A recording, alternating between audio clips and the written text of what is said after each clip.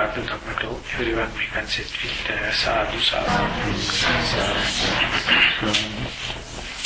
Namo tasse bhagavato arahato samma sambuddhasse. Namo tasse bhagavato arahato samma sambuddhasse. Namo tasse bhagavato arahato samma sambuddhasse. Kunnaca parang bhikkave bhikkhu abhikkanti patikkanti sampajanakari hoti alokite vilokite sampajanakari hoti samminjite pasarite sampajanakari hoti uchchara passava kammi sampajanakari hoti Saite khaite pite saite sampajanakari hoti asite pite kaite saite sampajanakari hoti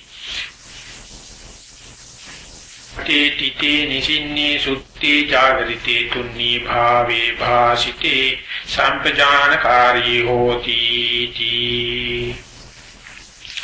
Dear Dhamma friends, today also we came to the time for Dhamma talk.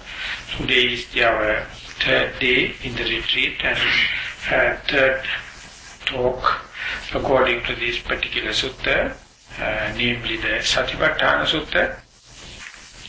For the last 2 days we have taken time to get the general introduction together with the basic method of meditation is sitting, namely Anapanasati Bhavana, the mindfulness on in-breath and out-breath. And secondly, yesterday we went a little further to extend this mindfulness in 4 cardinal postures. And now, as the particular sutta expands, the Buddha gives number of other different methods which is more facilitating and conducive for the very development of mindfulness on the body. So according to this the sutta, next one is the minor postures. Yesterday we dealt with the 4 cardinal postures. Now the mindfulness go more towards the day-to-day activities. So in a sense we can say, first day we allocated the talk for sitting meditation. The second day, yesterday, it was basically on the walking meditation, together with the other standing and lying down. And today we are going to take at the beginning the other tiny, minute postures. So more and more when you go towards the day-to-day activities, in the sense different things we are doing within the day, continuity bound to disturb. So we are changing one little posture to the other. More and more the changes happen. It becomes more and more challengeful to maintain the mindfulness that you gain from the earlier posture to the next. In the yesterday talk itself, it came a point when you are doing a formal standard walking meditation also, as far as you are pacing, you are walking along the path, it is somewhat easy to maintain the mindfulness along the steps, so to say, from left to the right, right to the left. But when and where go to the end of the walking path, and when you are turning, your mindfulness will be more challenged, and your attention will be rather taken to the seeing, or hearing, or feeling the coldness, heat, wind movements to the body, so that may find difficult to get the same momentum, the same spirit at the beginning of the next pace. Because of this junction when you go with the walking pace, and then when you are turning, there is a junction from one posture to the next. These are the vulnerable points where you bound to lose mindfulness. So that is why at the beginning these minute details are not being introduced, but as and when the practitioner, the yogi, keep on developing the consistency of the mindfulness, it is being given with more advanced training or more challengeful training, and so that the mindfulness will become more hardened and more versatile and more consistent, more durable. So, abhikkhante patikkante sampajanakari hoti, that is the very first example the Buddha cite in this phase. That means when you go forward and come back in the day-to-day activities, you have to maintain the same mindfulness. For example, in the traditional commentarial way, it says when you are going on the alms rounds each day, the first months, depending on their the alms rounds. So when they are going towards the village, or sometimes to the end of the village, and then from there coming back, throughout he must have a determination to maintain the mindfulness. It is being given a high value, given a particular name known as Gata Pachagata Vata. While Gata means going forward, Pachagata means coming back. When you are leaving your meditation hut, you have to take a determination. I will take the mindfulness as my forefront exercise while I am going and passing houses, streets, vehicles, animals, people, and passing through everyone. It is my sole duty to maintain this mindfulness and come back to the same very point. It is very strange to say, if you are taking this determination and successful, what is the immediate benefit? Buddha says, according to the karma and karma results, theory on the karma and karma results, whatever the sweep ticket you are going to take, you will get the highest winning if you fulfill this kata panchagata vata. So, in the monastery dwellings also, when the gains what you get to the whole monastery, monks are using then and there, but there is an accumulation in the stores. Sometimes what they do is, at the end of the year, distribute everything among the co-meditators. They draw lotteries. And if you have to get the biggest, that means you have to have accumulated so much of continuity of the mindfulness with the varying facets, varying postures. So it is a good exercise or good challenge for a lay people living in this household life. Make a determination from early beginning, early morning in the day, and to maintain as much as possible the mindfulness while you are fulfilling all the duties and fulfilling your intentions and willful actions. So going forward and coming back. Alokite vilokite, the second part is when you are looking forward and when you are looking sideways, you have to be mindful. At least you have to say, now my attention is on eyes. Or at that moment you are a seer. You are not a person walking, you are not a person who is listening, not smelling, not tasting, not touching, not thinking, but seeing. So when and where you become a seer, you have to understand, I am now looking forward or looking sideways. Sammijite pasarite means the third aspect. When you are bending and stretching your arms, legs and the hands, there you have to be mindful as much as possible. And Asite pite khaite saite sanghatipatta chivara dharane, that is also mentioned for the monks. Whenever you are doing the robes, wearing the robes, you have to be contemplative as well as be mindful. It's a long formula. Each and every monk has to train whenever he is doing the robes, wearing the robes.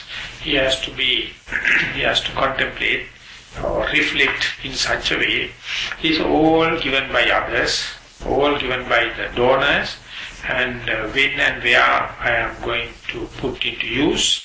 If I am using them with the mindfulness, the donors will get the highest merits. So therefore, as and when you are wearing the robes, removing the robes, redoing it, all the time you have to contemplate.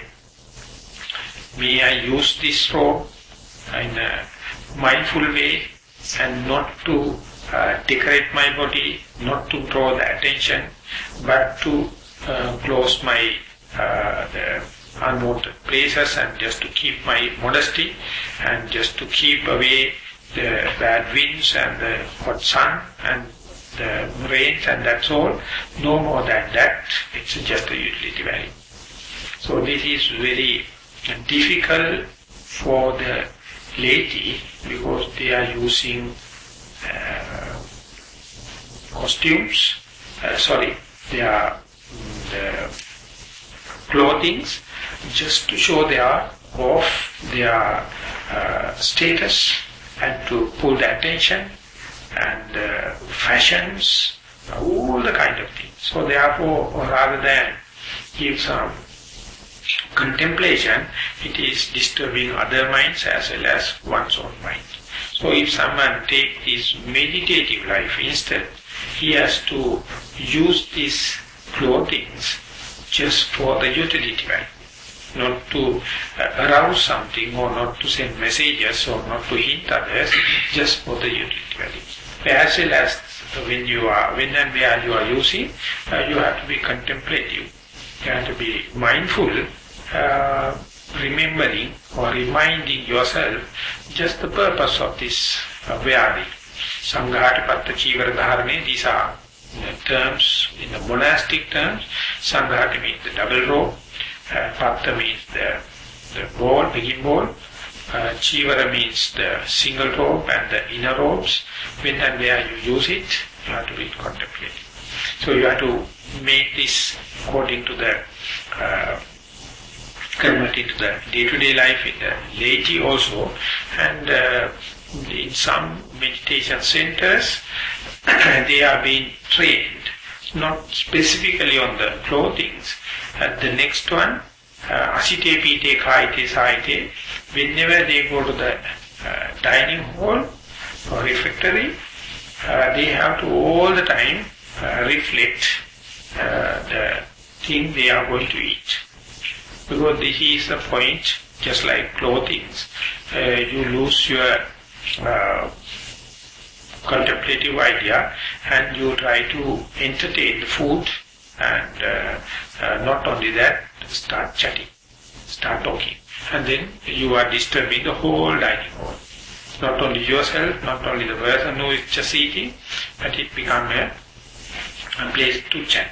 So instead, if each and everyone is contemplative about eating, and how does it, if you are not contemplative, leading to this pleasure-seeking kind of eating and many other purposes, rather than just fulfilling the, removing the hunger and quenching their thirst. So they are also to make it a point, each and every time you are eating, you have to be very contemplative. That is also part and parcel of this minute postures. Kasite, pite, khaite, saite, eating, drinking, licking and chewing, all the time you have to be contemplative. And very strange, in the sense it's very considerate, sympathetic and compassionate, The Buddha says, when you are doing the first and the second job in the toilet, that is also very nice place for someone to become contemplative. So many feels this meditation and mindfulness is something you have to do in the shrine room. But Buddha says not in the everywhere, even in the toilet. I find it is most easiest in the toilet because you are alone yourself. You are doing it by yourself, very silent. So you have to take this opportunity to experience it. Uchara Pasavakami. So one day when I was in a discussion, I was talking about this Vipassana and how to get rid of our defilements and what are the tactics and what are the techniques we can do. And there was one elderly scholarly person, he was just religious-minded. Then he told Bhante, these things are not much applicable to day-to-day life. We have to think about the promotion of Buddhism and think about converting people into Buddhism or from the Buddhism and that kind. Then I told that is none of my business. I am not much concerned about that. And I am always thinking and sharing and discussing on how to develop the mindfulness. And he challenged me telling that you are representing the very old tradition of the monks.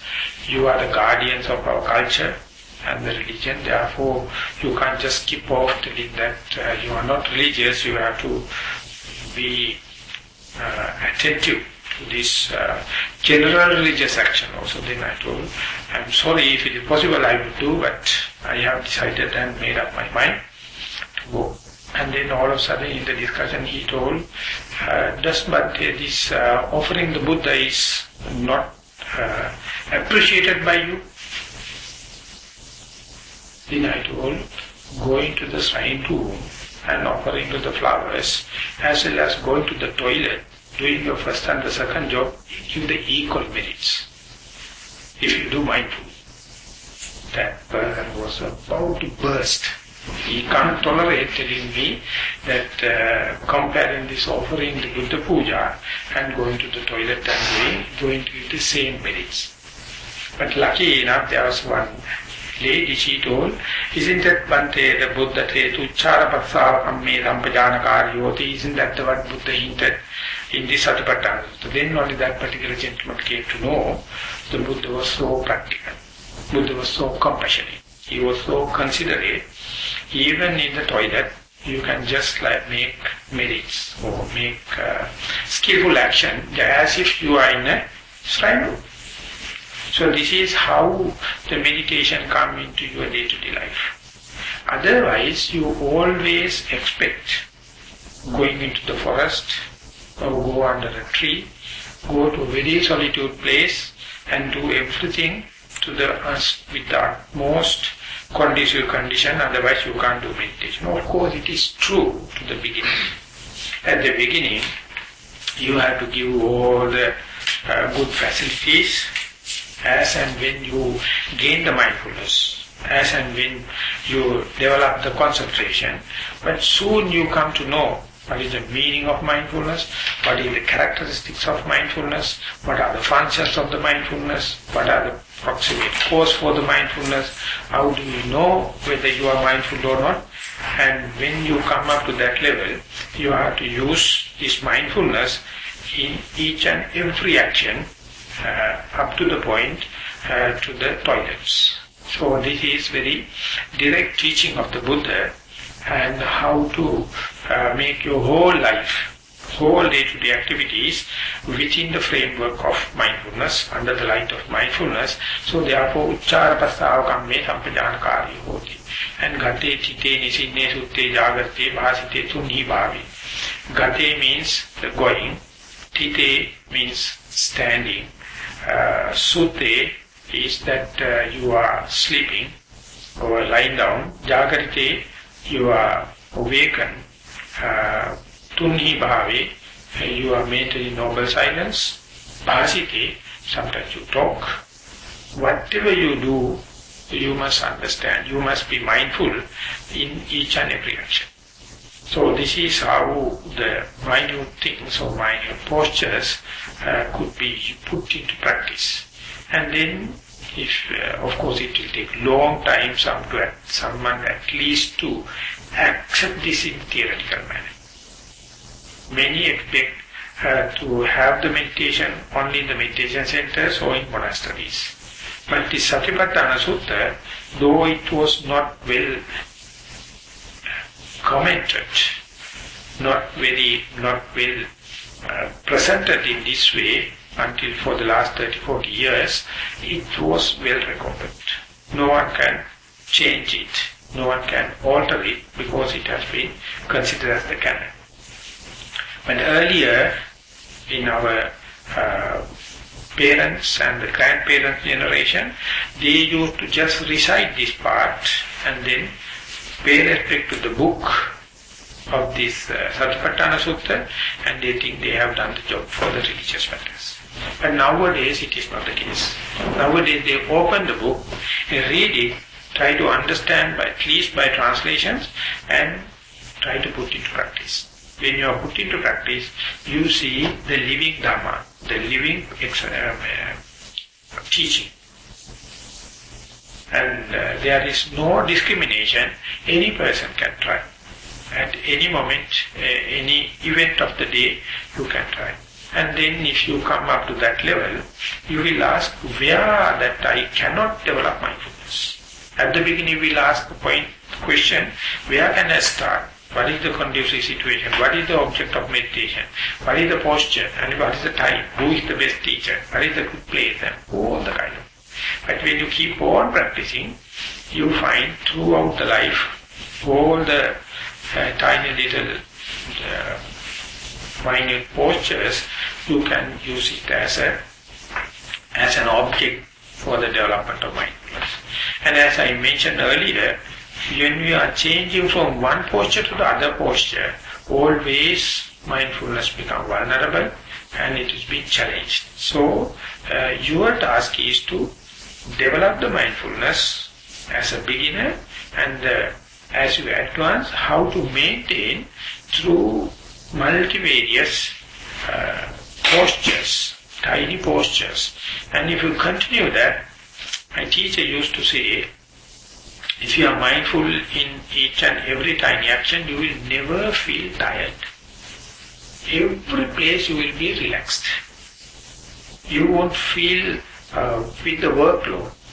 But everything you do with your own pace, and your main aim is not to get the results, or not to show others, or not to do it in an efficient manner, but to maintain mindfulness.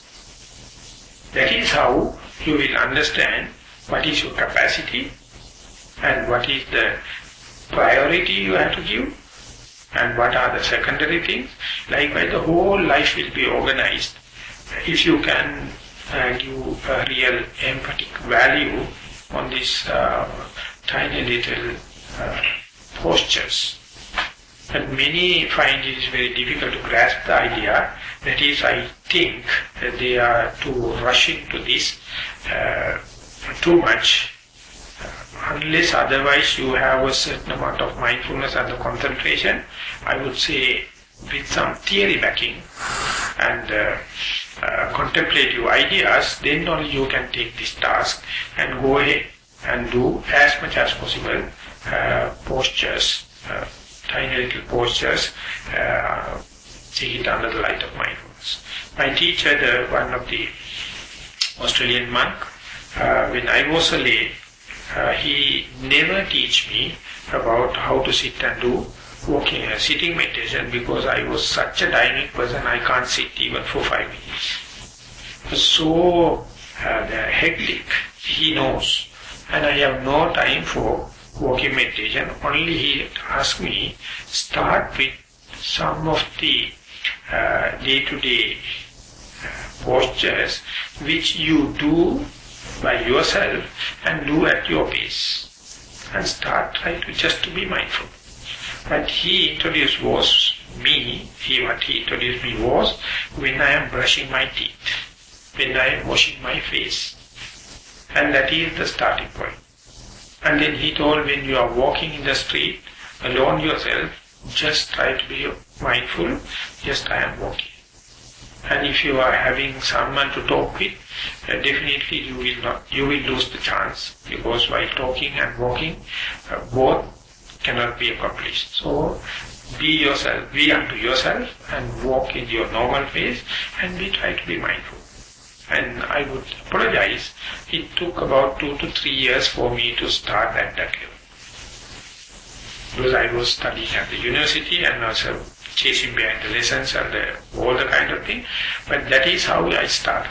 Then only he introduced me to go and sit in a place and try to be with in-breath and out-breath. But when I am teaching, of course, I am starting with this sitting meditation and all the kind of thing. But the way you introduce it to your life, it must be an open issue. So this one also, for some people, can be an opening place. Be mindful on whatever the posture that you do, whatever you find comfortable, without adjusting your way of life, without going specifically for sitting meditation and walking meditation like formal thing, you can do it. So that is the way I appreciate the teaching of the Buddha. He of course starts with the formal and the standard method, but he never loses the pragmatic values. And when you go further down there, you will understand this concept of mindfulness, how much it is varying, how much spreading and covering and embracing all the aspects of life. So in this mindfulness in the day-to-day activities, main thing is, if you are doing something continuously, uniformly, you will find easy to maintain the mindfulness. But whenever you are changing the postures, that is the task, that is the challenge. So take as much as possible. When you go further and further, you will understand your capacity to work will be enormously increasing. Not only that, the productivity also increases, so easily you can find 1 or 2 hours you can allocate for meditation. But if you are using the mindfulness in order to increase the efficiency of your life and to earn money and all the kind of thing, more and more time you earn, every time you are going to invest for economic purposes, that is not appreciated. More and more your life, once your life becomes more and more organized, when you develop more and more productivity, you must invest a fair amount of time just to develop mindfulness, something like pure walking meditation, pure sitting meditation, right? Then only it catches the momentum. So at this level, where you are paying some attention to be mindful in the day-to-day activities, one of the things you must assure yourself is your day-to-day timetable must be a regular one, and regularly you must allocate certain amount of time for purely on mindfulness. Then only these details will be possible, and your life will be, it is like a hobby rather than a task force, rather than regimentation. Even your boss or even your parents, even your the rulers going to impose regimentation, your mind will find ways and means so that it will take the refuge of mindfulness. Whatever you do, and ultimately you find there is no such a task force, there is no such a regimentation one can impose upon. Otherwise you will become a slave. You will be ever working the whole life, but never for yourself. Or otherwise, I will put it in this way, you will ever try to live, but you never live in the present moment. And once you introduce 1 or 2 this kind of thing, you feel such a relaxation. While you are performing the task, you add more marks, more values by becoming mindfulness. And passing that, the next stage the Buddha present is to develop the repulsivity of the body. This is not much of an attractive topic specifically to the America. To see the repulsivity of the body will be a completely negative. I think it will be very popular subject for meditation, subject for Sri Lanka, Thailand and the Burma, because these people are welcoming this kind of idea. But if you are going to present this idea for the younger generation, specifically in the countries like this, they will see the whole Buddhism in the negative nihilistic way.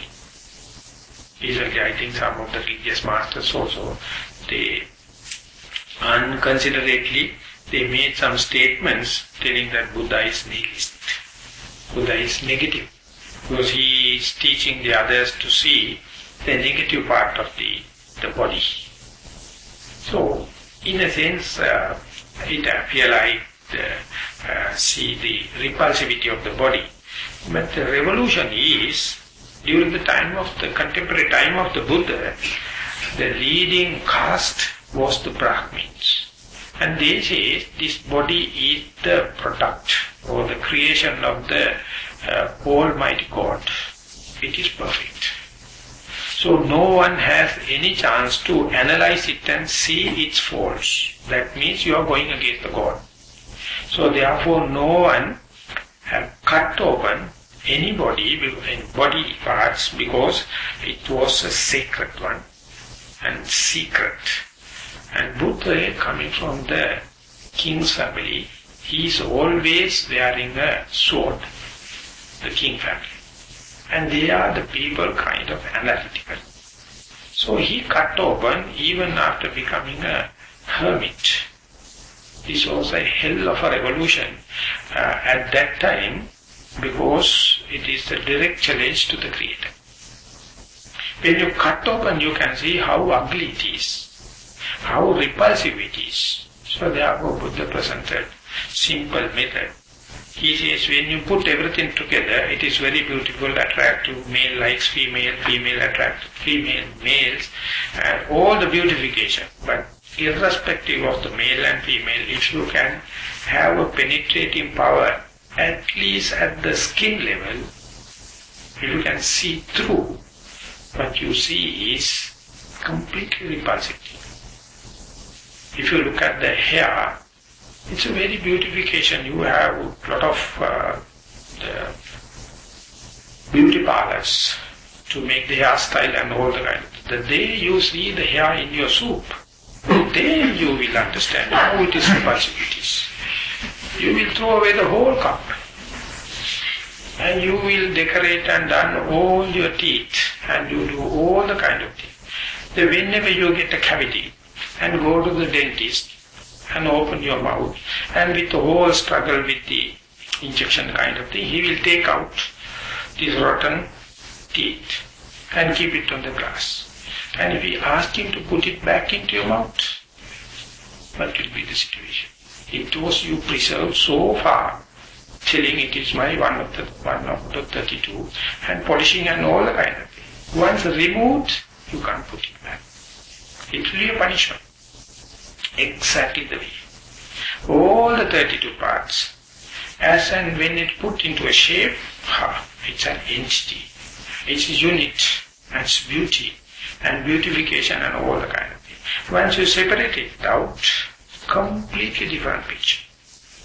So, if you are waiting till the old age or up to your death, and to see it, it will be an excitement. But at your prime age, if you are bold enough just to see bodily parts, you will understand it is like a circuit in a computer or any machine.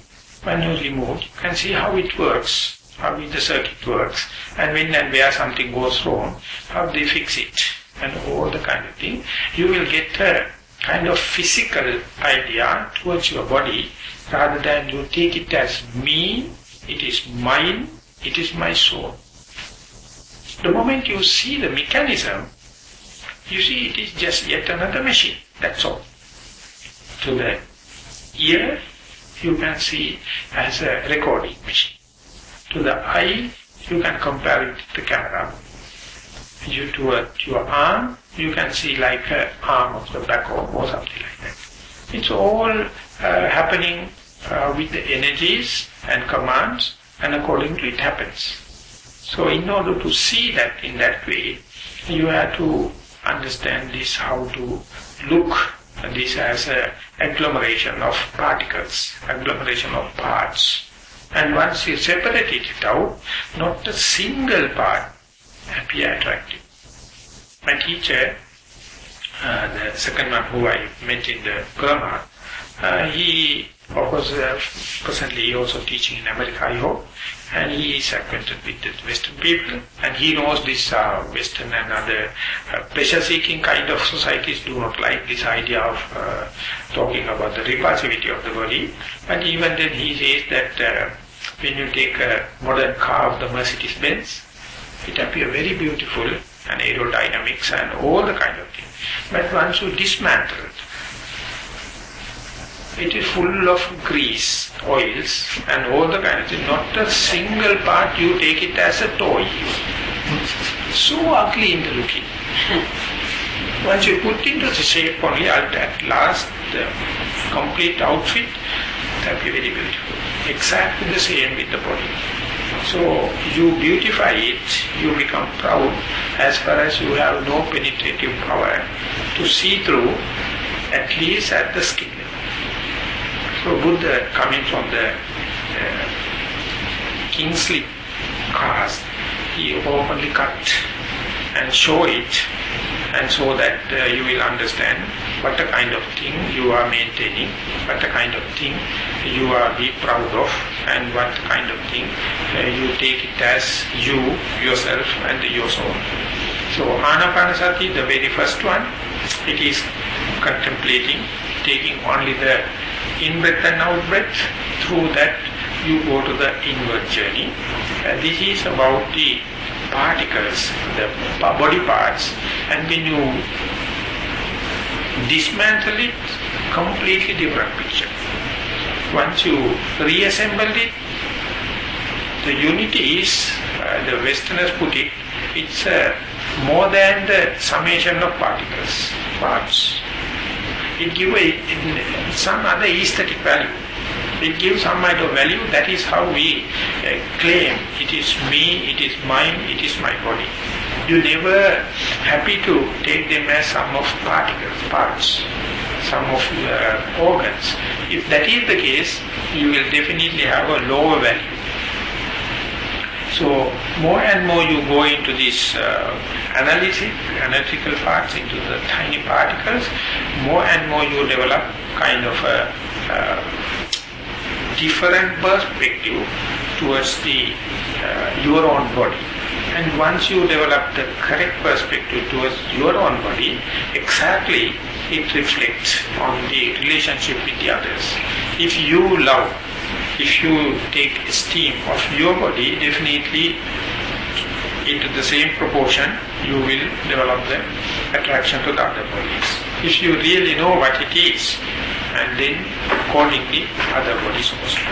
So usually at the younger age or in the teenage, that the meaning of the body for a person is different. And as you go passing up to the 40s, ever you are beautifying and be proud. And after 40, 50, you slowly going to start understand your hairs becoming grey, and eyesight becoming weak, hearing becoming weak, and bodily functions also not really under control. Then only you slowly understand. So one day, my teacher, the Burmese one, he has come, and while he was conducting a meditation course in America, and he has mentioned many were Americans and the Westerners, so it happened him to, it seems, take time to teach them the karma and karma theory. That means good begets good, bad begets bad. So many were not happy to understand as well as accept it because unfamiliarity. So some or the other he has mentioned is one of the basic teaching of the Buddha, the good begets good and bad begets bad. So whatever you do, it has its own reflection. If you do good deeds, you will get good results. If you are going to do bad things, you are going to get the bad results. And that is one part and parcel of the teaching. The other one he has mentioned, usually in the early part of your life, you always go toward the pleasure-seeking game, beautification and kind of thing. At the 50s or 40s only, you will be born psychologically. Till that you are a person identified with the physicality. After 50s only, you will be reborn psychologically. And therefore he says that if someone knows well ahead of this time, he can have a better chance in organizing the life. So understanding the two theories, one person has made a statement. He says shadow means the venerable sir. Shadow, if I am to accept your theory of karma and the karma results, and the second part is that I will really understand life only at 40s and 50s, I would like to make a vow, make an aspiration. By the merits of this meditation and everything we do, if I am to reborn as a human, may I reborn at 50s. Because after the 50s, life is so unpredictable. So we are chasing behind the pleasure. So we are chasing behind the external beautification and impression and the expressions. And by the 40s, many have done enough damages to their psychic and the physical body. Very difficult to redo them. So much of damages specifically in this so-called developed world. So therefore it is such a risk if you have the theoretical knowledge taken by a credible person or virtuous person, and if you are lucky to accept them, it's such a big difference it can make. And if you leave it aside and only just go by the pleasure seeking, and you will definitely see this is a kind of a nihilistic teaching, negative teaching, never entertain any kind of pleasure, any kind of good things, only always looking at the repulsivity of the life and the body and kind of thing. You will be just like burning the candle from the both ends. So that is a very striking feature. When you are meditating, you can understand how the world is divided. 99% completely taken this pleasure-seeking game and chasing behind at a rate, in the rat race. And a very minute fraction, though that is the common trend, they take their own, they take time and do a maximum in order to not to do bad things or do less harmful things. And many such people are being categorized and labeled as conservative. Not radical, not modern. Whatever may be, it's a part of the teaching. Never this kind of contemplative kind of population be majority in the world. Never. So therefore you can't make the whole world Buddhist. You can't make whole world meditative. It's an unachievable task. Only thing you can do is, more and more you understand, you develop kind of urge. Understand this, the opportunity of this Dhamma, the opportunity of becoming a human, opportunity of being a disciple of teacher of the Buddha, and opportunity that you have your own will to practice, that makes something different. In that sense, this repulsivity of the body is a kind of a critical teaching if you take it in the correct perspective. Otherwise, easily you will throw it away, telling it is something nihilistic and negative and unconstructive. And passing that, we are coming to the other one, the still further analytical part, to see the four elements. The four elements is yet another detail that whether it is each and every organ or each and every part of your body or your whole body or the non-living things, as far as they come under the category of materiality, according to the teaching of the Buddha, it is nothing but four elements. It's made out of earth element, the fire element, the wind element and the water element. In order to separate them, delimitate them, there's a space element, is the fifth one. That is the canvas. On that canvas only the four elements appear. So this four element is a very critical stage in the meditation. And at the beginning, when you are starting from the conventional part, in the common sense, you see in-breath, out-breath, the big gap between in-breath and out-breath, the beginning, the middle and the end of the in-breath, the gross in-breath, long in-breath, short in-breath, like the primary object in the sitting also, you consider with the conventional words and conventional labels. If you take the rising and falling of the abdomen, same thing. You can see the rising phase, falling phase, in between, the beginning, the middle and the end of the rising, the gross rising, stiffness, tension, movements, all the kind of things happening with this normal conventional label. And when you are walking, you can see the right leg, left leg, quite conventional. But when you go deep into that, if someone asks, how do you feel the difference between the in-breath and out-breath, you will get stuck. You can't deny there's a difference in the experience, but to put into words, you become dumbfounded. You can't explain. So therefore teachers are always promoting and asking and helping to experience the in-breath versus out-breath. The experience, if you are doing the rising and falling of the abdomen, the rising phase, the experience of the rising phase versus the falling phase. And the experience of the left foot versus the right foot. The experience versus going forward and coming back. Experience versus the looking forward and looking sideways. Experience versus the stretching of the arms and the bending of the arms. All these things, the brain reads completely differently. It goes to different memories. But when you are verbalizing, if you are to verbalize, you have to be so sharp,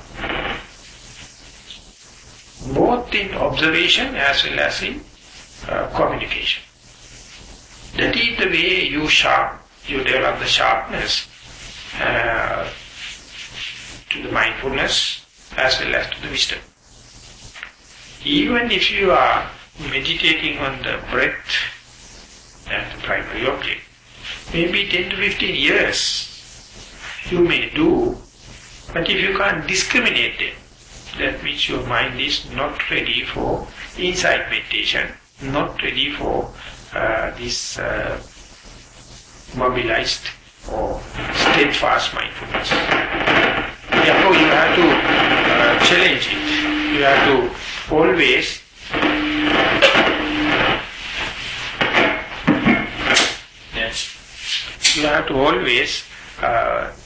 at the beginning just observe the in-breath and out-breath, and to make the object of meditation, that is to say in-breath and out-breath, just face-to-face with your meditative mind. So after long time of familiarity only, you make sure, now I am experiencing the in-breath and out-breath, not that I am thinking, not that I am distracted by sounds, not that I am distracted by the pains of the body, just I am with the in-breath and out-breath. So after so much of familiarity only, you get a chance to go penetrate into, go plunge into the in-breath and out-breath. So you must at the beginning develop the familiarity, the friendship with the primary object. And after developing and make sure only, without not stopping at that level, just to see at the beginning the difference between the in-breath and out-breath. And that is in the Sathipattana Sutta, the very first day in the introducing the in-breath and out-breath, the Buddha says, Sato asasati, sato pasasati. Mindfully he in-breath, mindfully he out-breath. That means he knows the naughty mind is following the in-breath and then to the out-breath, then out-breath to the in-breath, in-breath to the out-breath, so that he knows it is not distracted through daydreaming, thinking, fantasizing. It is not distracted by pains, not distracted by sounds. I am with in-breath and out-breath. And then you observe the characteristic of the in-breath and out-breath. Sometimes it is long, as far as the bodily activities are gross. You have the rough and long in-breath and out-breath. When you sit and calm down, it becomes shorter and shorter. This is how you start to look into. And when it becomes shorter, that means breath is more docile and mind also face to face with this in-breath and out-breath. Then you are supposed to see the Sabbakaya Patisangvediyasa Sisamiti Sikkati, that is how you appear in the particular discourse. It has been translated, observing the whole breath body. In a sense, now you are trying to see the just emergence, the emerging part of the breath, and then through the middle to the last drop of the disappearance of the in-breath. And then you experience a gap. Again the out-breath starts. As and when it comes to a sensitivity level, you are ready to accept it, ready to welcome it, and observe this as the beginning of the out-breath. And then through the middle, you are trying to see the tapering off and dwindling off the out-breath. So likewise, when you are observing the beginning, the middle and the end, not only you are comparing the in-breath versus out-breath, you are comparing the beginning versus the middle versus the end. So much so, when you go into in-breath and out-breath, there is no other way you can explain other than these elements. You have to say, I experience the in-breath as a cold, heat, rubbing, stiffness, some tensions, some movements, and all the words you have to introduce. That is how, as and when the meditation progress, the conventional thing disappears and you go into its elementary characteristics. And when you are ready and when the maturity is come, and to observe the in-breath and out-breath in terms of these four elements, ultimately exactly the same thing you can repeat even if you are doing the rising and falling of the abdomen. And not only that, even in the walking meditation also, when you are keeping the leg, and if that is the most prominent thing in the left leg, left step, then how do you experience this touch? How do you experience the beginning of the touch? How do you experience the end of the touch? And how do you experience the touch of the right leg? Likewise the same thing, the same way of explaining, and then go when you are going to the day-to-day activities also, when you are opening the door, how you handle the handle, and how you turn it and push it. How do you experience it? When you are going to the room and close back, how do you experience it? When you are going forward and coming back, everything is just like it, in-breath and out-breath, nothing but these four elements. And when you are observing and when you are, when the day comes where you can experience everything in terms of these elements, you find it is just like a machine rather than a soul, rather than a self. It is elementary work, just like physics.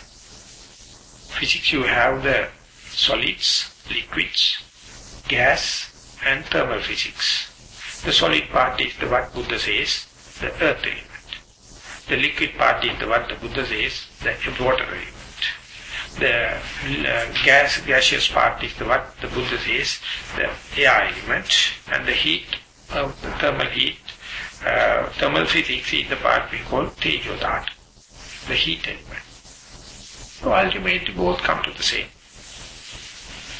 The physics also find no more than that. And the Buddha also find no more than that. Just physics. So you can explain your whole activity in terms of Dhammajiva. Dhammajiva means the elementary characteristic. And one example given by the commentators, it says that if a butcher kill a cow and remove the skin and cut pieces into the different muscle the parts and taken to the junction for selling. And when he is keeping the meat, it never developed any idea of it is a cow. It says this is an undercut and this is the liver, this is the heart, and it is just beef. And the purchasing person also never call it as a cow. It says it's a different muscles. It loses the notion of the entity of a cow. Exactly the way, the moment you understand your each and every action, in terms of in-breath and out-breath, in terms of lifting, moving, dropping, or left and the right of the walking meditation, or going forward and coming back, opening, closing the doors, and eating, and wearing, and undressing, and dressing, all the kind of thing, easily you can understand it's just physics or energies. And enough chances for you to lose the notion of a being, a man, a woman, a soul, a self, but it's machines, physics. And exactly you can understand the other person also, even though he is contemplative on his own action or not, through your experience, that is also nothing but the elementary particles are working.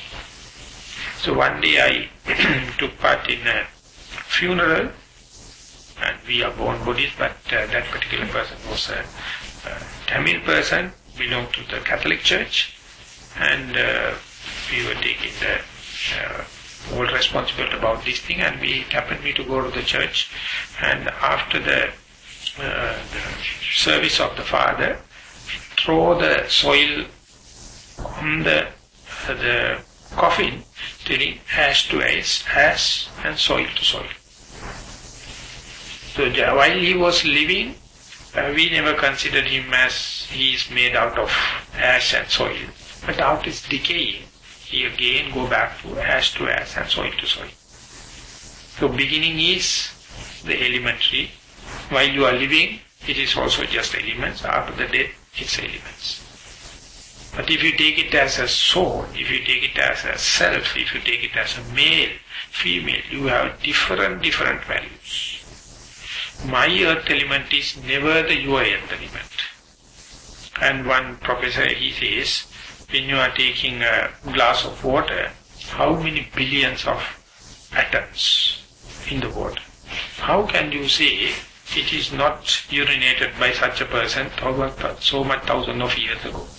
The same atom now you are drinking. It is circulating. Throughout it is a cycle.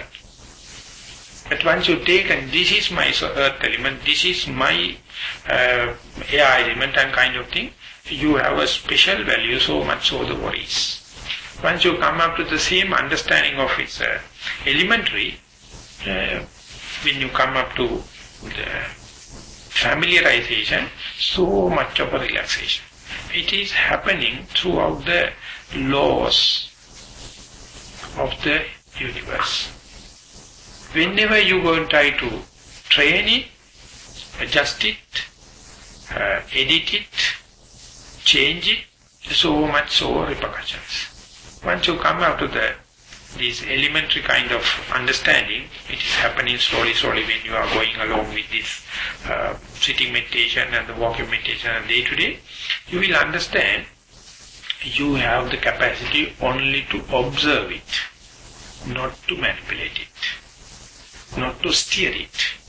More you steer, more it reflect back and react.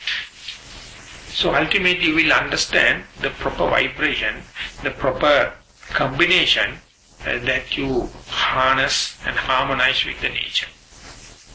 And once you understand, you are not only understand your what you call soul within the capacity of your skin, or you not only understand you are the other people, you understand the non-living things also.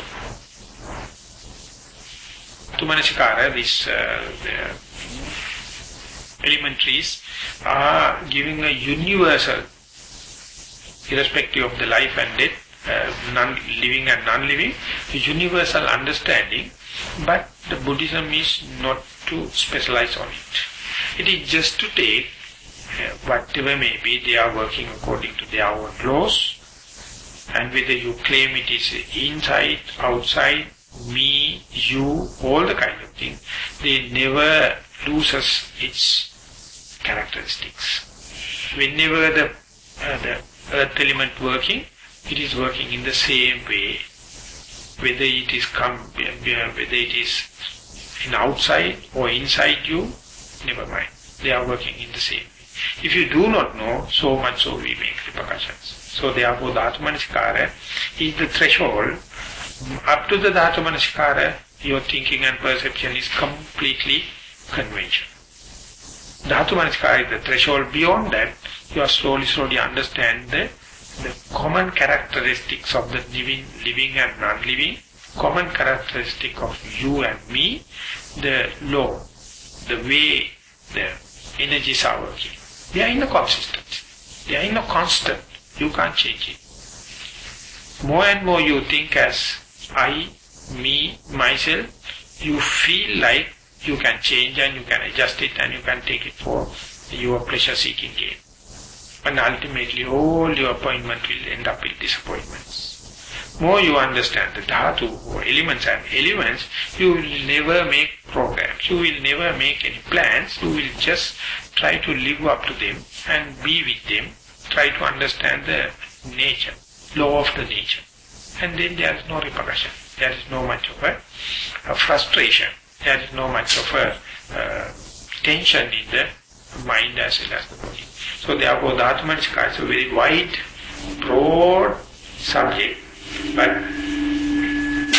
this is not the whole, this is not the basic idea of the Buddhism to develop Dhatu Manasikara. It is just to say, just like a killed cow, when it's taken to the market, you call it by the beef, never you develop the idea of a cow. Exactly the moment you're going to understand Dhatu Manasikara, or this the creative way of the elements, you are bound to lose this soul and the self-centered idea. And then to end this phase, that is to say contemplating or dwelling on the contemplation of the body in body, the last one, the Buddha present is almost like the repulsivity of the body, contemplation on the corpses. When you go to funerals or funeral parlor, you can see the dead body. You can understand it's exactly intact, but only without the consciousness. And you feel kind of a strange feeling whenever you see a dead body. So Buddha says, not only the cut open bodies and see the individual parts, when you see a dead body, you have to say, I am also going to end up with like this. It is sure. So therefore, some of my teachers, they used to say, in the meditation, you must attend to your own funeral. Imagine that you are lying down on a coffin and dead, and you are going to pay respect, or the last say goodbye. And then only you can understand how this body is helpful for you to understand the truth as it is. It is not a matter of beautification. It is not a machine of power. It is not something to fight and defeat others. It is to understand how the body and how it represents the materiality. And as far as the corpses are concerned, the Buddha has mentioned 9 different corpse just after the death, 2 days after, 3 days after, and once it is swollen, and one it is making pus, one is full of worms, and in scattered body, and there's a skeleton, and ending up with the skeleton. So likewise, different stages it has been well depicted, and in the monasteries and the meditation centers, sometimes you see skeletons, sometimes you see photos of these different stages of this thing.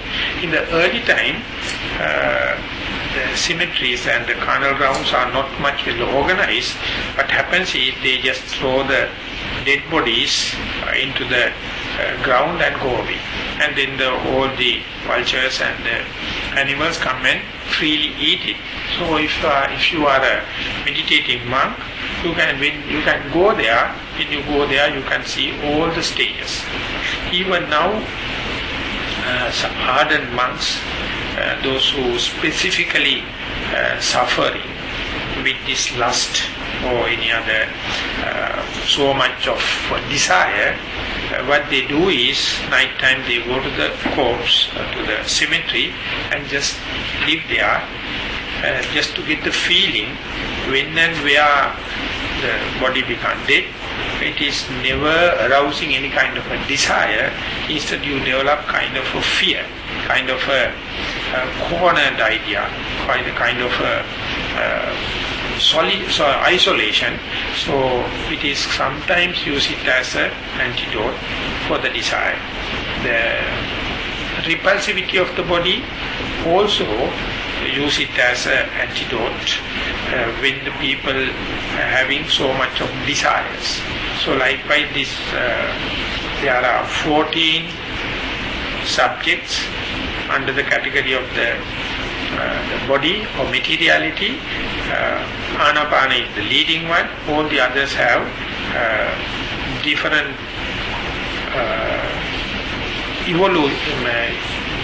evolutionary stages also. Sometimes use them as the antidote for different character types also. So therefore in the Sathipattana Sutta, when you are learning, all are not a must for a single person, but it's a kind of a standard presentation, a universal presentation. Within that, definitely you will find what is suitable for you. So in a discourse like that, we are generally covering just to introduce what is available, but in the practice you have to be pragmatic and use in the utility way. My personal understanding is, if you are practicing Anapanasati, the mindfulness of the in-breath and out-breath, if it is progressing without hitch, you need not anything. All these are, if you are finding some impediments or difficulties, in order to rectify this mindfulness in the in-breath and out-breath, you have to have this kind of acquaintance with this kind of techniques. Otherwise, single topic, single subject of, single object of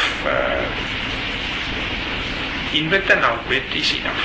But this much of information presented and presenting in order to develop certain amount of theory knowledge, and whenever you find difficulties, whenever you have some traps or potholes in your path, you must understand not to give up the whole meditation. Instead, take the refuge of these additional techniques and to adjust yourself and go ahead. So therefore, comparing to the Sathipattana Sutta, if you are taking yet another sutta in the same Majjhima Nikaya, Anapanasati Sutta, it clearly indicates this mindfulness on the in-breath and out-breath is enough just to have all the benefits of what you find in the Sathipattana Sutta. So therefore nowadays when teaching meditation in groups, simply explain, simply present Anapanasati Sutta. But when you are practicing, definitely you have to have theoretical understanding about what are the other standard methods. That is why I thought of take little time to explain these, all the 14 subjects of meditation. By covering all these, we are come to the conclusion of the first phase in the Sathipattana Sutta, that is to say, dwelling on the contemplation on the body as body. So I hope this will be help increase your theory understanding and the contemplative thinking, and not only that, the hope will help to get a clear understanding about what does it mean by the mindfulness, and hopefully you will use this mindfulness towards your primary object. For some people it is in-breath and out-breath, some people for the rising and falling, and may it help promote your meditation and may develop into the ultimate emancipation as the what the Buddha expects. Thank you very much for listening. So we have taken about 1 hour and 17 minutes, little more than 1 hour. So if there are any questions or any statements or anything feel suitable to discuss, I invite to come out with.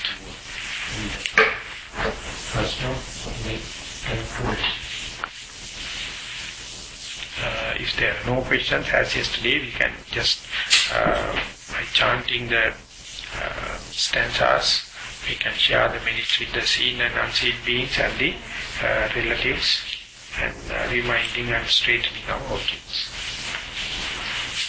Too much to learn all these things in No. Yes. I was told by a friend who is practicing meditation that sometimes meditation is not for the person who has depression. I had a friend who was practicing meditation but somehow cannot overcome depression, so now she has to use the medicine. And I'm still wondering whether, is that true that there is no... So last time when I was in New Jersey, I read the magazine, the meditation and medication, the topic was. Because you can't completely give the trust on the meditation. If you are in such a situation, you have to get the refuge of the medication also. But don't completely believe that meditation is going to give a complete health. You have to do meditation also. So it's done by a contemplative person. He says both has to come. And yet another way you can approach this question. Meditation, bhavana, in Pali, is the most, most advanced technique for high tension. Before that you have to have the moral training, concentration training, and then only you go to the insight training. So this depression problem is more related to the juice, called the depths, and full training on the physical and verbal behavior. So you have to go in the gradual process. If you have any defects or any mishaps or anything gone wrong in the verbal and physical mistakes, that is the immediate cause for the depression and kind of thing. You can't rectify that with meditation. So when I was in power meditation, the shadow, he can't speak little English, and I had the little understanding of the Burmese also. So I have no any interpreter, I just directly go to the shadow. And just before me there was one monk from Irish. And he come and he is now 2 years there, meditating, but there is no progress. But he is very devoted, he has so much of faith on Thero, whatever he do, he explained. So then he went first, and next I went there. So when I am going there, Thero told, what you have to do next is this and that. And you see, many people say, I am teaching PAOK system. There is no such a power system as such. You see that monk who came, his problem is not with meditation, it's virtues, his physical and verbal deeds. So I have to keep him here for a long time and slowly convince him that you have to change his liking and disliking, and his personality trait has to come. And then only he will be mature enough for the meditation. So I am just giving a light subject for him, just to keep him in the monastery. So I have lesser chance for physical and verbal mistakes. So one day he will be fulfilled, qualified to go for meditation. So there I have to teach him virtues or precepts for physical and verbal mistakes out of compassion. I do it. In your case, if you are ready, definitely I can deal with you in the meditation. So therefore, you can't prescribe the meditation for all. And putting into meditation only, some people come to know they have a depression. Otherwise they don't know it. So if it is so, you have to go back. You have to go to the lower gear. If the car is not pulling along the mountain, you have to go to the heavy gear, go back. So meditation is backward, forward, number of things. But the meditator himself can't understand whether he is stuck or not. But the master must be very carefully understand the overall the person, or his behavior, his dedication, his faith, and all the kind of. So it's a matter of time. You have to have an association with very difficult. Otherwise, to prescribe everyone go for vipassana meditation, everyone go for anapanasati, everyone go for insight meditation. Difficult. But even though what I do is I put everyone into the anapanasati as if I am pushing you into the deepest point of the swimming pool, and you will get drawn or you will get out. And if it is necessary, I will take time to tell them that this is the way. But what I do is, though the theory is that, push you into the deepest point. So the step of meditations, 3 steps of meditations are, the first one is moral training, concentration training. And concentration. This one is the mindfulness. So what to do? Mindfulness deals with the concentration and the wisdom both. Mindfulness is helping to develop the concentration as well as the wisdom. And there are some suttas, you find, sometimes mindfulness leads to moral training also. Once you become mindful, you become respectful for the others' likings and disliking, other psychologies. And then it will shape your life also.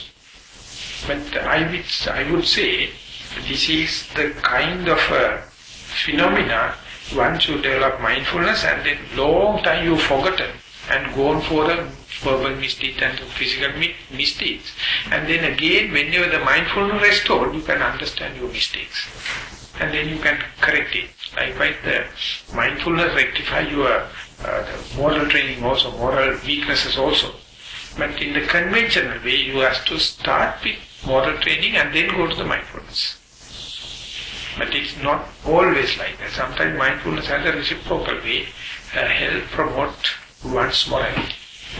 Then maybe the safest way is trying to check whether do I miss the first step or not. And while practicing insight meditation, always try to stay focused in order to get the concentration meditation. So I would say I would put in the broad spectrum. When you become mindful, you have all the time be respectful for your virtues and the moral training. You can't give up and say, I am now morally perfect, so I will just go to the concentration training, and I am perfect with the concentration, I will go to the insight. They are matrix. They are working in the reciprocal way throughout. More than without meditation, meditators must be very careful about their moral training. Even though someone is not behind you to say you are correct and wrong, you must feel sensitive to that. And not only that, through the concentration, through the mindfulness, you have to give a due respect to the concentration. That concentration may be pure samatha concentration or insight concentration, whatever may be. But you can't do away with as if the operation without anesthetizing the patient. Very difficult to do the operation. If the patient is a wild tiger, without anesthesia, she might teach. Definitely we have to do anesthetize. So many human beings also more than wild tigers sometimes. It's difficult. So you have to do anesthetize and then go for the operation. So concentration is kind of a anesthesia. Without that, and of course, as I mentioned yesterday, at the war field and the warfare, you cut on then and there and do it. But that is not the conventional way. So I understand about insight meditation and how it can, like the connection with depression, but then how could you please explain with depression and the moral imbalance or moral problems that could be responsible for depression? I may not be very skillful to find the relationship and see it in the exemplary way, but morality is the one leading to your mental state. Of course, theoretically there are contradictory points. When you are taking moral training, your responsibility lies on the physical, verbal deeds. Mind is accepted. But whenever you commit physical misdeeds, ultimately what you become sick is in your mind. Mind is a universal thing common to everyone.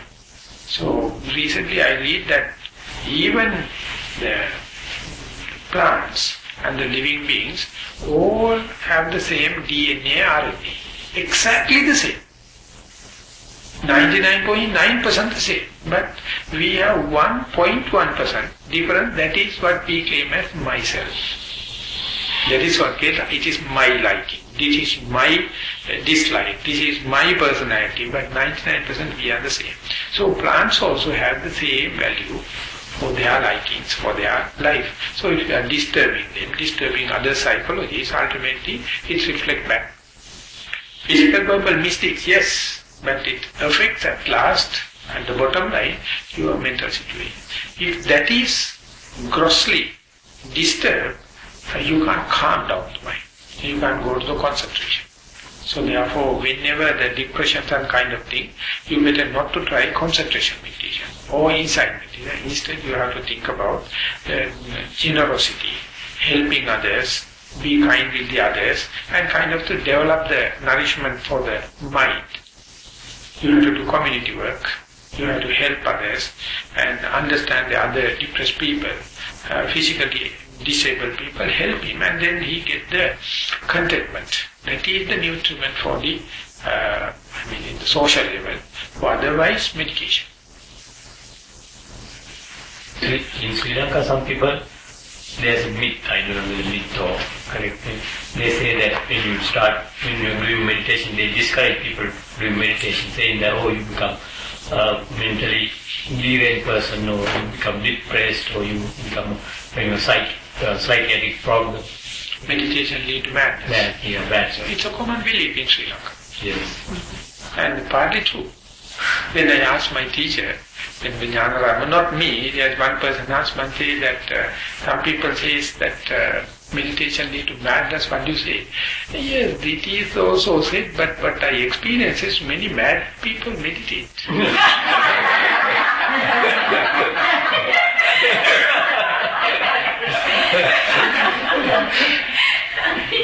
Bad people can do meditation, you need not any special license. And then get accredited.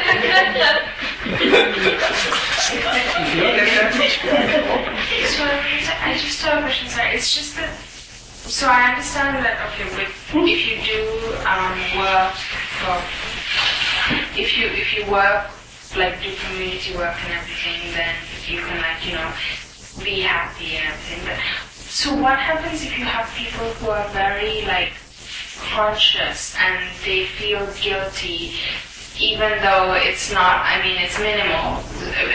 Comparatively, like you can have people who morally they really are not that great, and at the same time they don't feel any guilt either. But then you have, that's comparative to people who feel guilt for the slightest of things, and yet they have they're morally sound. But then, because with the depression, is it definitely depression? It's not like oppositional defiant disorder or conduct disorder or anything like that, because it's definitely depression. Because is it definitely depression? Because how in depression you have different things that can, different traumatic experiences, they can cause chemical imbalances and cause depression, but can that really tie back? No, of course, I am not competent enough to get these psychological disorders, and IMS, Inside Meditation Centers, they have done the experiment and they have published papers. I read it, but I am not much geared to that. This is the borderline people are not to give the meditation. But the depression, there are a number of gradings, and it has to do with the competent person. So otherwise, the person who is depressed, he must have his own rights to say, no, I will go and do meditation. So that at his risk. So I can't explain, because as you mentioned that different grades of the depressions and different names, I am not much but what I do is I just put into the deepest point, and when he get troubled, then I ask what is happening, and I try to help him thinking it is possible. And if you can keep on with the mindfulness, with the in-breath and out-breath, I will make sure. But if it is impossible, and it is going to give a number of complications and kind of thing, then only I have to go lower techniques, and going for the morality, generosity, helping others, and all the kind of thing. So I try my best, thinking is a human, possible, and thinking as if I put into the same way what I am going to do. And then if with the happening, if that particular person is coming out with this contentment and kind of thing, well and good.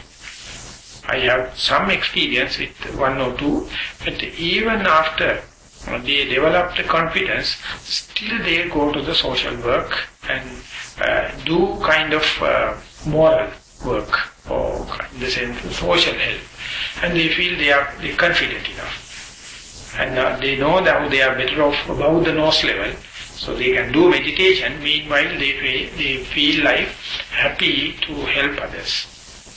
So it's a kind of a combination, meditation or medication. Still a grey area, but the best you can do is that transformation of consciousness and the transpersonal consciousness. These experiments are happening in Bahrain, and they have published the mental conditions and the meditation. There are some people publishing papers. I apologize because I try my best to read some of the Western names, different mental diseases. Very difficult for me to understand. When I was in Sydney, in Sydney there was one, it's like a lady doctor, but she is doing counseling. And she came for meditation, and she was very happy. Then I asked in a private interviews, I heard all the counseling people also will lead madness at the end. What do you feel? He says, I am doing in a team, in a company. 6 of us are doing counseling. 5 of the other people, at the end of the day, they go for their own counseling. And they come and ask, with this lady, it seems, how do you manage? And she says, I do mindfulness in breath and out. That is my pressure releasing valve. And she says, it is true, Bhante, in this profession. It's such a kind of a thing. They have to undergo by this thing. Ultimately, everyone's problem come and pull into their dustbin, and they have to bear it up. And if we have no way out, like mindfulness and kind of thing, leading to the epidemic. Is it because that they have so much negative energy that you end up getting absorbed into that? But I think if you are not becoming fully prepared and ready, if you jump into this as just at the professional level, you are the one ultimately going to end up with the same boat. So that is why that the meditation and that kind of thing, first you must be qualified. I mean, you must be sound in this subject, then only you can share. Otherwise, if you are also wavering, the other party definitely at a risk. But one day, from what I know that person, it seems like something that the person did not intend to do it, but it did happen. Then probably it's a subconscious thing that, have developed over time, I think. Because now when you say that, go back to the morality, and you thought, oh wow. You have to convince him, you do a little bit of meditation also, but why don't you share this with the suffering beings and helping others, and it give a kind of a broader nutriment and the adjustment of their life, and they see they are not only the suffering people, others also suffer. So when they see that, there's a kind of a good vibration, healing vibration for them. For explaining this lesson so good, I had some doubts are cleared, and when you said that if you are progressing in Anapana, not necessary to meddle with others, just go. If the Anapana is going, that means you are in the freeway, no traffic lights. You have to finish the job. Still you have to take the car to the Finish the job. And don't wait the traffic light and the traffic police to come and say, because now you are in the freeway that you have passed all the other, finish it. So Anapana is such a highway, such a freeway. So if it is happening still, if you are meddling with other thing also, that means a wastage of time. Still, I believe that when we deal what are those purifications, when you come up to a certain stage like that, that means the three main ones, the Sila and the meditation or not. Sila Visuddhi, Chitta Visuddhi, Ditthi Visuddhi. Ditthi is also completed when if you Of course, understand. these are the Sila Visuddhi, Chitta Visuddhi, Ditthi Visuddhi are the one leading to this frustration and the depression and all the kind of thing. It's a mental configuration of a particular person. Yeah. If he is not up to a certain level, he can't cope up with the Manapanasati. His mind is always distracted and kind of thing. If someone can maintain, it indicates physical and mental health. And then onward the Kankavitana Visuddhi, overcoming doubts and possible. And he is qualified for this thing. So therefore, it's the best good thing. It just try and see with Anapanasati. If it's going well, okay. Otherwise, it indicates what character trait you have, what weakness you have, why you can't do it, because of the desire, because of the hatred, because of the sleepiness, because of the doubts, because of the bewilderment. So then, again and again reconfirm your weakness. That is usually not doing, because whenever the weakness happens, you try to avoid it. But that is not the case. You have to reconfirm and get the diagnosis confirmed, and then by mere understand the diagnosis itself, the remedy is at your fingertips. So if you have a good teacher, of course better. But even without that, you are looking in the objective way. You are looking at yourself as an outsider. By constant practicing, you can understand what is the main impediment or character defect or character trait. I mean, that is a very valuable thing. Just like understanding that you have a fast-growing tumor in your brain. So then you know what to do. So while meditating, you should have a good teacher and listen to the Dhamma too. That means the theory knowledge. You must have a certain amount of theory knowledge, and therefore you must not hate telling that theory is not necessary. It is necessary specifically for the practitioners. That must be in the proportionate way, not for the academic purpose, but to give the practical hints. Because all the commentarial and the suttas means nothing but case histories. What happened in the last, and therefore when you are reading, if you strike with the particular point that you need, it's such a game. And everything you can boil down to say the virtuous friend. When you find the noble friend, everything is you are secure. Till that only is our doubts and everything happen. So you only, you can come to know Kalyana Mitra or the noble friends only by practice. There is no other criteria. If you are not practicing, you don't know. You may be living in the neighbors, in the next door, but you don't know. When you are practicing only, you know what are the criteria to select. And therefore, when the practicing is going on, not only through the Anapana, not only through the Dhammajiva, by meeting more and more good friends, it's an indication of a progress. You are meeting more and more practical, pragmatic friends, there's so much of assurance. Nothing, don't try to accelerate it. Just keep the pace. These things are happening very slow. So therefore we are meeting more and more people, you understand more and more profound Dhamma, that is enough to keep undisturbed this trend, and it is catching the momentum, slowly. Thank you. Well, Bhante, Buddha recommended those who are not progressing with Vipassana, method called Yugalandha Bhavana. The samatha, getting the help of the samatha, that means wisdom and the concentration. These two faculties, you can go from concentration to wisdom, or wisdom to concentration, or harnessing both each other. So how do say, if I want to practice, how do I recognize which is weak and which is good for me?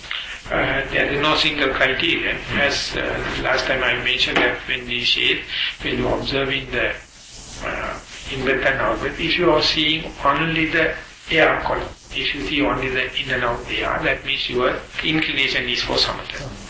That you are not geared, you are mature enough to see characteristic of the in-breath and out-breath, the touching point and nothing. But even then you are meditating. And some people right from the beginning, they feel the heat, cold, stiffness, tension, everything. So it's a good indication, not 100%. He has the vipassana inclination. But he may be weak in concentration. So always hectic. And he is very sharp to the point that he can see whenever mind is aligned, but next time completely scattered. For such a person has to give a conducive condition for concentration to arise, so he will get much of the benefits. The person who will get the concentration, he will be imbibed in this concentration, very happy and dwelling in it, but never develop analytical mind. So he has to disturb this concentration and shake it until this is not enough. You have to understand the touching point. You understand the stiffness, tension. Then he says, if when I am going to search that my concentration is disturbed. He says, no, sacrifice the concentration and go to the vipassana life. So these are fine adjustments. So the individual can't take the responsibility. If you are under a guidance of the good teacher or a reflector, person who can reflect upon, then you can adjust it. Otherwise you have to do whatever may be, it's an overall trial and error method. But if you have a good reflector, lesser the mistakes you do. Less the mistakes you do. Okay, enough for the day.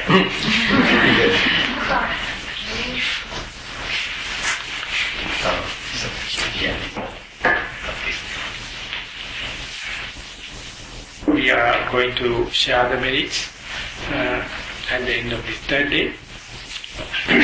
Things happen as we expected, so that means the patronage and the organization and the help from the seen and unseen beings must be appreciated, and the merits and the good deeds, good skillful thing we did. Out of these merits we must invite them to share the merits, and equally we must invite all our relatives to share these merits. With that idea we may be reciting the stanzas, what we do in the do at the end of meritorial deeds. Starting from Ettavatajammihi. Ettavatajammihi sambatam punya sampadam sabbi deva anumodantu sabba sampatti siddhya. Ettavatajammihi sambatam punya sampadam sabbi bhuta sabba sampatti siddhya. Ettavatajammihi sambatam punya sampadam sabbi satta sabba sampatti siddhya. Akasatta chubummatta devanaga mahitika punyantang anumoditva chirang rakkantu sasanam. Akasatta chubummatta devanaga mahitika anumoditva chirang rakkantu desanam. Akasatta chubummatta devanaga mahitika punyantang anumoditva chirang rakkantu mamparam. Idang wo ñātīnaṁ hotu sukita vantu ñātiyo. Idang wo ñātīnaṁ hotu sukita vantu ñātiyo. Idang wo ñātīnaṁ hotu sukita vantu ñātiyo. Imina punya kammene mami bala samagamo satan samagamo hotu yava nibbana pattiya. Imina punya kammene mami bala samagamo satan samagamo hotu yava nibbana pattiya. Imina punya kammene mami bala samagamo satan samagamo hotu yava nibbana pattiya. Sadhu sadhu.